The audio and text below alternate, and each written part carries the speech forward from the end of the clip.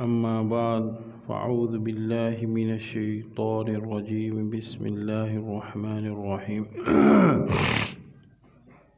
ولله على الناس حج البيت من استطاع إليه سبيلا ومن كفر فإن الله غني عن العالمين صدق الله العظيم وصدق رسوله النبي الكريم۔ اللہ رب العزت کی ذات کا کرم ہوا، الحمدللہ ثم الحمدللہ۔ یہ میں نے جو ہے وہ بیت اللہ کے اہمیت کے بارے میں حج کے پر آیت پڑھی ہے، آیت کریمہ۔ اس کی وجہ یہ ہے کہ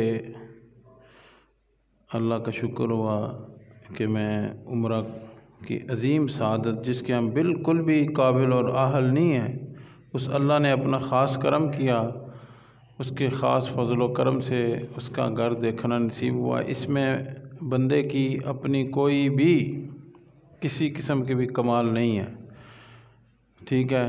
اور خاص کر کے میں تو اپنے بارے میں جو دیکھتا ہوں کہ جب میں نے ارادہ کیا تو اس وقت میرے پاس 1 روپیہ بھی نہیں تھا، ٹھیک ہے۔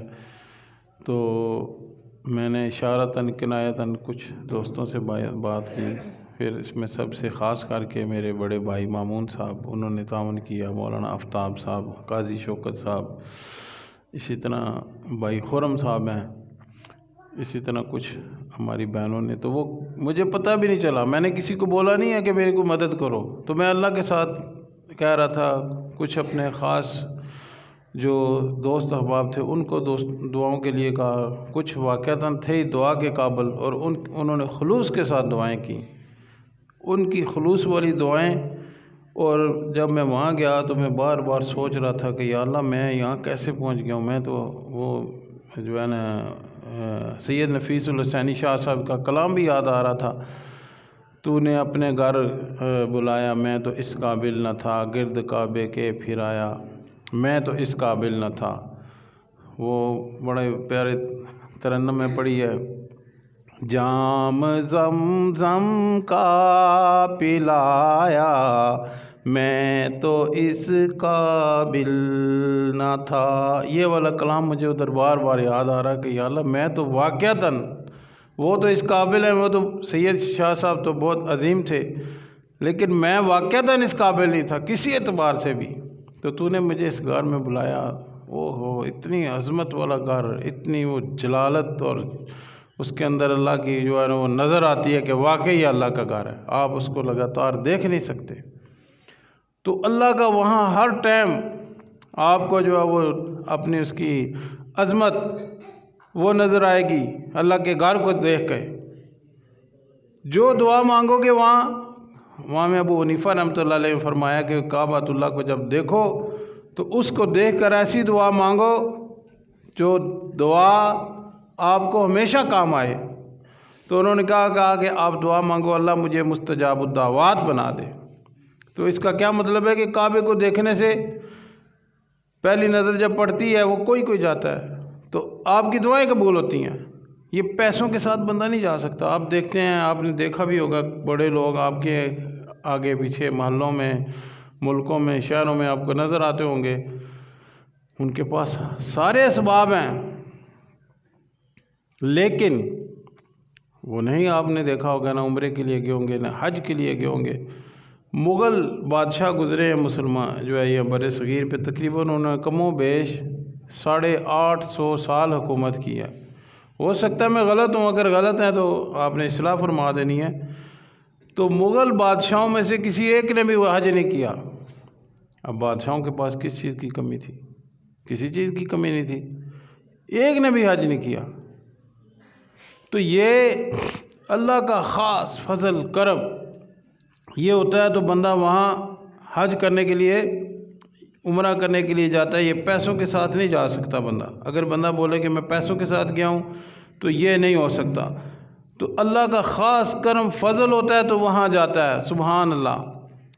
اور دیکھیں اللہ نے کیا نظام بنایا ہے، آپ عبادت کریں گے، نماز پڑھنے کے لیے جاتے ہیں، کچھ کرنے کے لیے جاتے ہیں، تو آپ نے کپڑے پہنے ہوئے ہیں، اچھے سے اچھے کپڑے پہنے ہیں، اس کے اوپر آپ کوٹ پہنے، واس کوٹ پہنے، مہنگی سی مہنگی گھڑی لگائیں، کچھ کریں، ٹوپی پہنے، اوپر پگڑی باندھیں، جرابیں پہنے، جو مرضی کریں، خوبصورت سے خوبصورت کپڑے، ٹھیک ہے، لیکن جب اللہ کے گھر میں جانا ہے تو پھر آپ نے پاگلوں کی طرح جانا ہے، عاشقوں کی طرح جانا ہے، دیوانوں کی طرح جانا ہے۔ اب تو وہ بات ہی نہیں رہی۔ اب تو لوگ جاتے ہیں، ادھر سے 5 گھنٹے کا سفر ہو گیا تو لوگوں نے کہا یار جہاز لیٹ ہو گیا، واپسی بھی ہمیں جہاز نے 4 گھنٹوں میں پہنچایا۔ وہ ایک وقت ہوتا تھا سال لگ جاتے تھے۔ ابھی اگر آپ ہندوستان سے پاکستان سے جائیں تو تقریباً آپ کو 10 مہینے لگ ہی جائیں گے، پیدل اگر آپ جائیں، اونٹ پہ بیٹھ کے جائیں، گھوڑے پہ جائیں۔ تو وہ قریب سے قریب ہی اگر آتے، مدینے سے بھی آتے تو 10 15 دن، 2 3 مہینے لگ جاتے تھے ان کو۔ تو ان کے بال بڑے بڑے ہوتے تھے، جوئیں پڑ جاتی تھی۔ اب جوئیں پڑ گئی ہیں، جوؤں کو مار نہیں سکتے۔ کھٹمل آپ کے جسم میں جب غسل بندہ زیادہ دن نہیں کرتا تو جوئیں پڑ جاتی ہیں، کھٹمل آ گئی آپ کے جسم میں، آپ اس کو مار نہیں سکتے، بس ان کے ساتھ ہی جانا ہے۔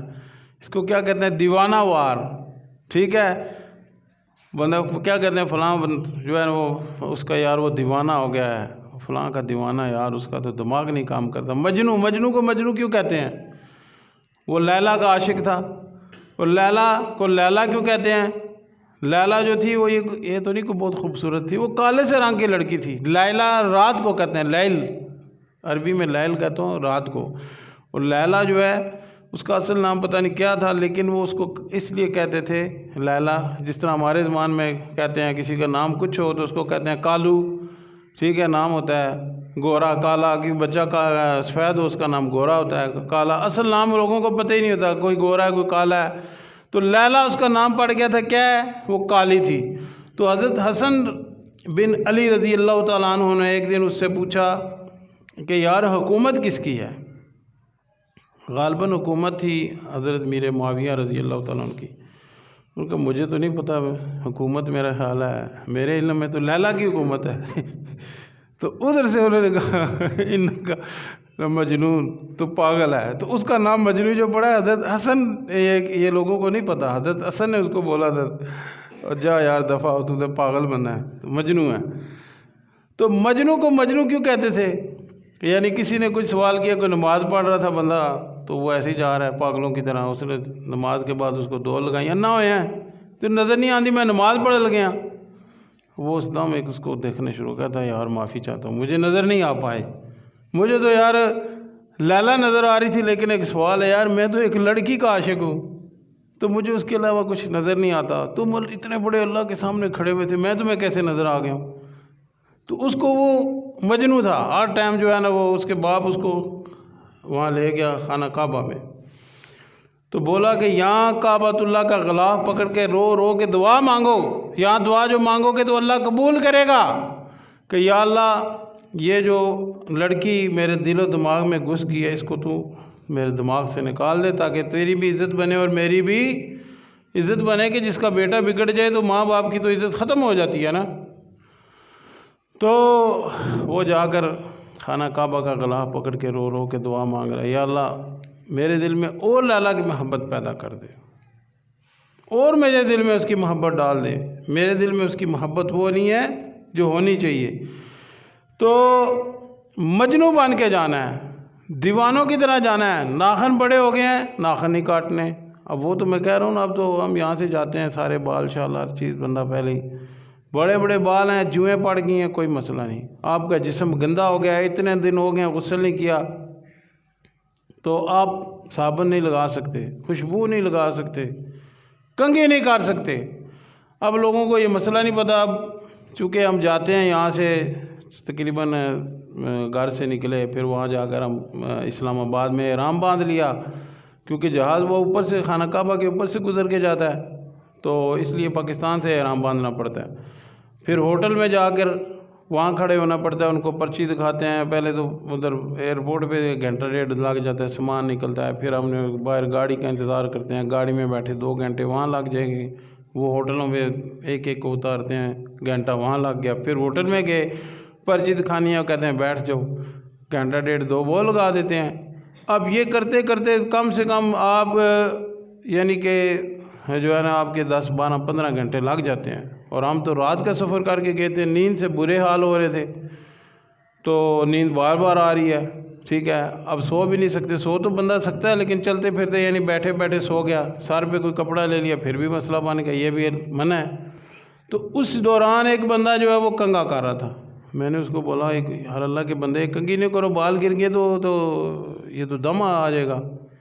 خیر اس کو میں نے دوسری دفعہ جب کرنے لگا تو میں نے کنگھا اس سے چھین لیا، تو میں نے کہا یہ جو ہے عمرہ تمہارا خراب ہو جائے گا، تو وہ آگے سے کہتا ہے اللہ قبول کرنے والا ہے۔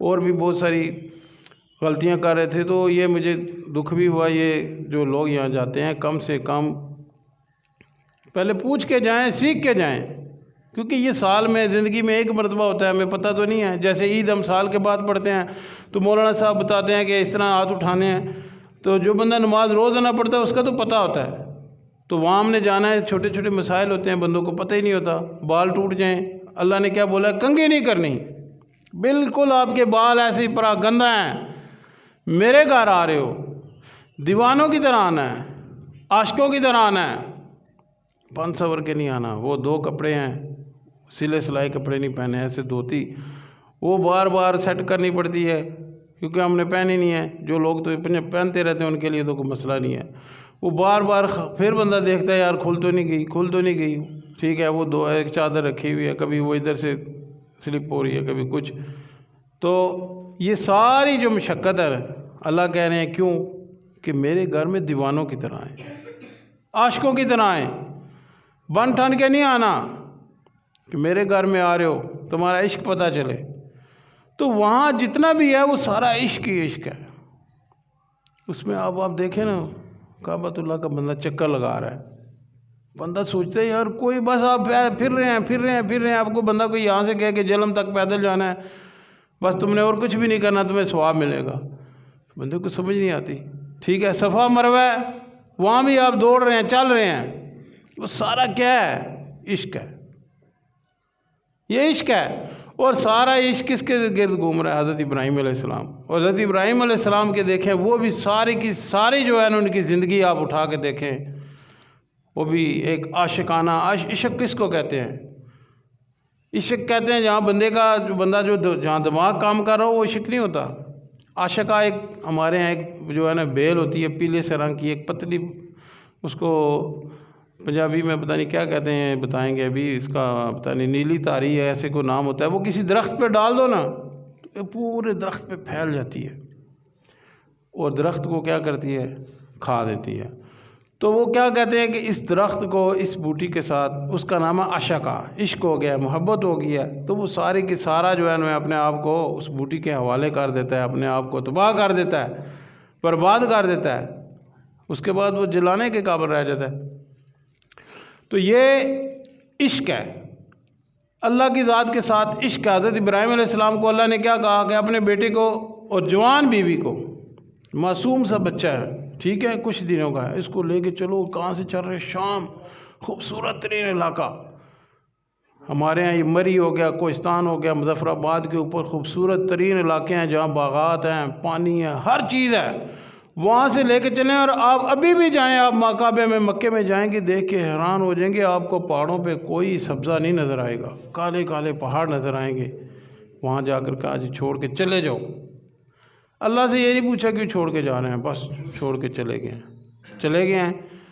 اور اللہ رب العزت کی ذات نے وہاں جو حضرت اماں ہاجرہ جو ہے وہ پانی کی تلاش میں کبھی ادھر جا رہی ہیں کبھی ادھر جا رہی ہیں، واپس آیا تو وہ وہاں زمزم کا جو ہے چشمہ حضرت جبریل علیہ السلام نے آ کر وہاں پر مارا جہاں ان کے پاؤں لگ رہے تھے، چشمہ پھوٹ پڑا۔ اور زمزم کیوں کہتے ہیں، وہ پانی نکل رہا تھا نا، تو اماں نے کیا بولا، زمزم رک جا، یہ زمزم کا معنی رک جا، تو آپ علیہ السلام نے فرمایا اگر ہماری اماں یہ نہ کہتی رک جا تو قیامت تک یہ پانی چلتا ہی رہتا۔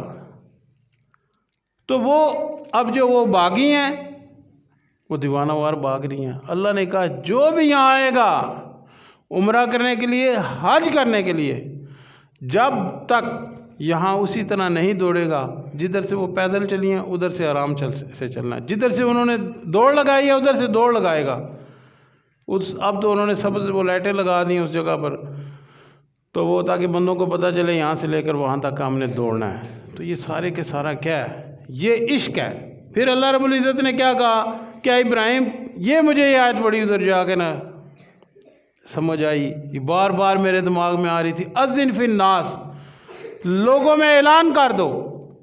کیا اعلان کرنا ہے؟ اذن فی الناس بالحج، حج کا اعلان کر دے۔ ابراہیم علیہ السلام نے کہا یا اللہ میری آواز کدھر سے تک جائے گی، زیادہ سے زیادہ میں بولوں گا 10 بندوں تک، یہاں تو اس وقت تو آبادی تھوڑی سی تھی، تو میں اعلان کروں گا۔ اللہ نے کہا تو اعلان کر، آواز پہنچانا میرا کام ہے، تو اعلان تو کر، لوگوں میں اعلان کر، یا تو کا رجالن، تیرے پاس آئیں گے رجالن پیدل، وعلی کل ضامر، کمزور اونٹنیوں پر بھی آئیں گے، صحت مند اونٹنیوں پر بھی آئیں گے، کالے بھی آئیں گے، حبشی بھی آئیں گے، خوبصورت بھی آئیں گے۔ وہاں یہ آیت جا کر آپ کو سمجھ آئے گی، آپ کو وہاں حبشی بھی نظر آئیں گے۔ تم کہاں سے آئے ہو؟ من اینا، وہ بولے گا سوڈان، وہ یا بولے گا no I am English, you from America, I am from Africa, I am from Sudan. پوری دنیا سے لوگ آئے ہوئے ہیں، پوری دنیا سے لوگ آئے ہوئے ہیں۔ اب ان کو کوئی وہاں بزنس کا مقصد نہیں ہے، کوئی تجارت کا مقصد نہیں ہے، وہ کس کے لیے آئے ہیں؟ وَلِلَّهِ عَلَى النَّاسِ حِجُّ الْبَيْتِ، وہ اللہ کے لیے آئے ہیں، کسی اور کے لیے نہیں آئے۔ تو وہاں جا کر سمجھ آتی ہے، وہ جتنے بھی راستے ہیں ادھر سے لوگ جو ہے جیسے نماز ہوتی ہے اس وقت کو چاہ رہے ہوتے ہیں، یار اتنا بندہ ہوتا ہے، جیسے آپ، میں مثال دے سکتا ہوں، رائے ونڈ کا اجتماع ختم ہوتا ہے نا تو آپ دیکھتے ہیں اللہ اللہ اللہ، بندہ ہی بندہ جا رہا ہے، ہر طرف جا رہا ہے، اس طرف بھی جا رہا ہے، زمینوں بھی جا رہا ہے، سڑک والی سائڈ بھی جا رہا ہے، روڈ والی سائڈ بھی جا رہا ہے، اڈے والی سائڈ بھی جا رہا ہے، لوگ پتہ نہیں کدھر جا رہے ہیں۔ جب نماز ختم ہوتی ہے تو مرد عورت ایسے جا رہے ہوتے ہیں، آ رہے ہوتے ہیں، جا رہے ہوتے ہیں، آ رہے ہوتے ہیں، جا رہے ہوتے ہیں، کہاں سے آ رہے ہیں؟ پھر سمجھ آتی ہے کہ یہ ابراہیم علیہ السلام نے اس وقت آواز لگائی تھی، تو اللہ نے کیا کہا تھا؟ یہ تیرے پاس آئیں گے پیدل، اونٹنیوں پر، کمزور اونٹنی پر بھی آئیں گے، صحت مند پر بھی آئیں گے، اور من کل فج عمیق، تنگ راستوں سے بھی آئیں گے، ہر تنگ راستہ ادھر سے آ رہے ہیں۔ دیکھیں اب تو کتنی آسانیاں ہو گئی ہیں، لیکن آپ سوچیں اس وقت پیدل لوگ جاتے تھے، گھوڑوں پہ بیٹھ کے جاتے تھے، یہاں سے لوگ مل کے جاتے تھے تو گھر والے وہ بڑے دور تک چھوڑ کر آتے تھے اور رو رو کے داڑیں مار مار کے روتے تھے کہ اب کیا پتہ واپس آئے گا نہیں آئے گا، ایک تو عظیم سفر پہ جا رہا ہے، ٹھیک ہے، تو واپس آنے کا لوگوں کو امید نہیں ہوتی تھی کہ یہ واپس بھی آئے گا یہ نہیں آئے گا۔ تو وہاں جا کر ابراہیم علیہ السلام کی، سبحان اللہ، وہاں حج میں تقریباً جتنے احکام ہیں نا ان کا آپ حضرت ابراہیم علیہ السلام کے ساتھ 80% ان کے ساتھ تعلق ہے، جو حج میں جو ذبح کرتے ہیں، قربانیاں کرتے ہیں، سارا کچھ تو حضرت ابراہیم علیہ السلام۔ یہ صفا مروہ ہے، یہ بھی اللہ نے جو حضرت اماں ہاجرہ کے ساتھ جوڑا ہوا ہے، حضرت ابراہیم علیہ السلام۔ تو اللہ نے 4000 نبیوں کا ان کو دادا بنایا، حضرت اسماعیل علیہ السلام کو آپ علیہ السلام کا دادا بنایا، ٹھیک ہے۔ تو اللہ رب العزت کی ذات نے اتنی جو ان کو عظمت دی کہ انہوں نے جو اللہ نے کہا کہ مطلب ہے وہ نمرود نے کہا کہ آگ میں پھینک دو، فرشتے آ رہے ہیں، آپ بولو آگ اٹھا کے ادھر پھینک دیں، یہ بارش والا ہے، بارش کر دے گا، یہ کر دے گا، وہ کر دے گا، خود آئے ہو جی، اللہ نے کہا کہ تم جا کے پوچھ لو، اللہ نے نہیں جو ہے ہم اللہ سے اجازت لے کر آئے ہیں، کہا ٹھیک ہے تم جاؤ، اللہ مجھے دیکھ رہا ہے۔ یعنی وہ ابراہیم علیہ السلام جو ہے وہ 100% آگ میں جا کر انہوں نے کوئلہ بننا تھا، اللہ کے لیے وہ کہے میں جل رہا ہوں، مجھے جلنا منظور ہے۔ یہ آپ کو بات دیوانے کی جو حالت ہوتی ہے نا، عشق کی انتہا کی جو حالت ہوتی ہے، پھر جا کر بندے کو سمجھ آتی ہے۔ تو آپ عمرہ کریں گے، وہاں آپ کو ٹوٹل جو ہے نا یہ باتیں آپ کو سمجھ آتی ہے، بندہ وہاں جاتا ہے، آنسو بندے کے نکلتے ہیں، وہ کہاں سے نکلتے ہیں پتہ نہیں کیسے نکلتے ہیں، لوگوں کو محبت ہوگی، عشق ہوگی۔ آپ علیہ السلام نے کیا فرمایا تھا کہ جس بندے کو بھی استطاعت ہو، آپ صحابہ جو تھے آپ صلی اللہ علیہ وسلم کی زندگی میں تو ایک حج ہوا، لیکن حضرت عمر فاروق رضی اللہ تعالیٰ عنہ نے تقریباً ہر سال حج کیا ہے۔ تو یہ حج بعض لوگ ہمارے ٹائم ہو گیا، ہمارے ایک پاکستان میں آپ نے دیکھا ہوگا اکثر لوگ بات کرتے ہیں، او جی رشتہ دار بھوکے ہیں تو حج کے لیے چلا گیا، فلاں کو دے دیتا فلاں، یہ بہت غلط بات ہے۔ یہ اللہ کے نبی صلی اللہ علیہ وسلم کی زندگی میں تو ایک ہی حج تھا، ٹھیک ہے، لیکن آپ نے ایک مرتبہ اپنی زندگی میں کس کو بھیجا؟ حضرت ابوبکر صدیق رضی اللہ عنہ کہ تم حج کر کے آؤ۔ آخری دفعہ آپ سب کو لے کر گئے ہیں، 1.25 لاکھ کے قریب صحابہ تھے آپ کے ساتھ۔ حضرت عمر نے 10 کی ہیں۔ حضرت حسن جو رضی اللہ تعالیٰ عنہ آپ صلی اللہ علیہ وسلم کے نواسے تھے، انہوں نے زندگی میں اتنے اور پیدل حج کیے ہیں۔ تو یہ جو کہنا ہے لوگ، یہ بہت غلط بات ہے۔ اگر آپ کے پاس استطاعت ہو تو ہر سال بھی کرو۔ وہاں جا کر آپ کو جو جتنے بھی احکام ہیں نا، وہ سارے اللہ کی محبت عشق کے ساتھ تعلق ہے۔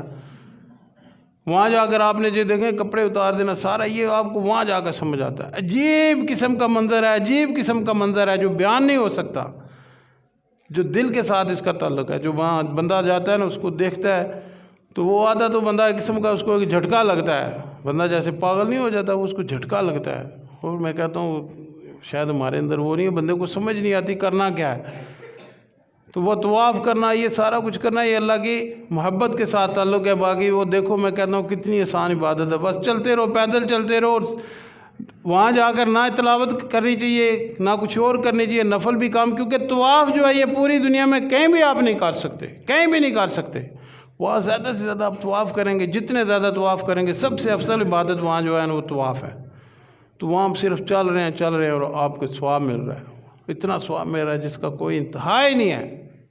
تو اللہ رب العزت کی ذات جو وہاں لوگ گئے ان کا جانا قبول فرمائے۔ میں نے تو اپنی مسجد والوں کے لیے، اپنے نمازیوں کے لیے الحمدللہ دعائیں بھی کیں، زیادہ سے زیادہ جو ہے وہاں خانہ کعبہ میں بھی آپ صلی اللہ علیہ وسلم کے روضے پر سلام بھی پیش کیے۔ کچھ نے تو مجھے بولا تھا، کچھ نے نہیں بولا تھا، لیکن میرا عقیدت کا رشتہ تھا۔